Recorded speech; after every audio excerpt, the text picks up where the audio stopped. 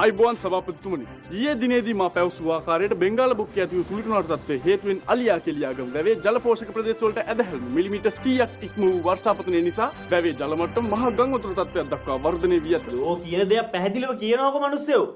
නෑ වැවේ බැම්ම කඩාගෙන ගිහලා කුඹුරු ටික යට වෙලා ඒක කියන්න ආවේ. මොකක්?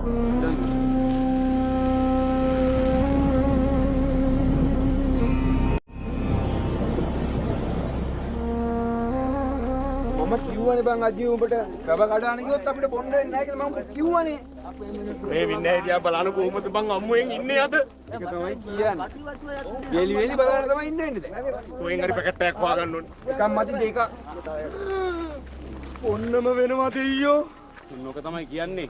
ඔන්නෝක තමයි කියන්නේ වැඩ කරන්න තියෙන්න ඕනේ කය නෙමෙයි වැඩ කරන්න තියෙන්න ඕනේ මොලේ. බලබල රත්තරන් වගේ වතුර ටික යනවා බං ගාගෙන කඩාගෙන වේදනයි පපුවට. අපි ඉන්න දවස්වල ඔහොම දේවල් වුණාද? උනේ නෑ. මේ ගමට සාපයක් වැදිලා තියෙන්නේ.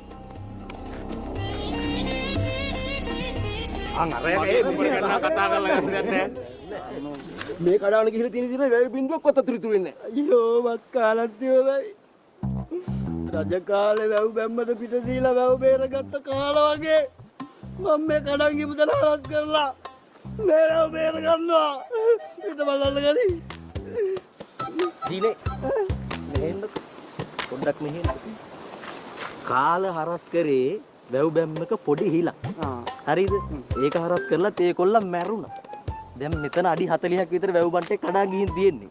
දැන් මේක හරස් කරන්නද හදන්නේ? මාරයි නේ මල්ලි. හතර බිව්වත් මත මේක හදන්න අයියේ. මේ සභාපති මහත් වෙනවා. අද්දෙයනේ මේ මොකද්ද වෙලා තියෙන්නේ? වැරදි තැනින් නේද කපලා තියෙන්නේ? කොට්ට ගාව තැනින් තමයි කපන්න ඕන.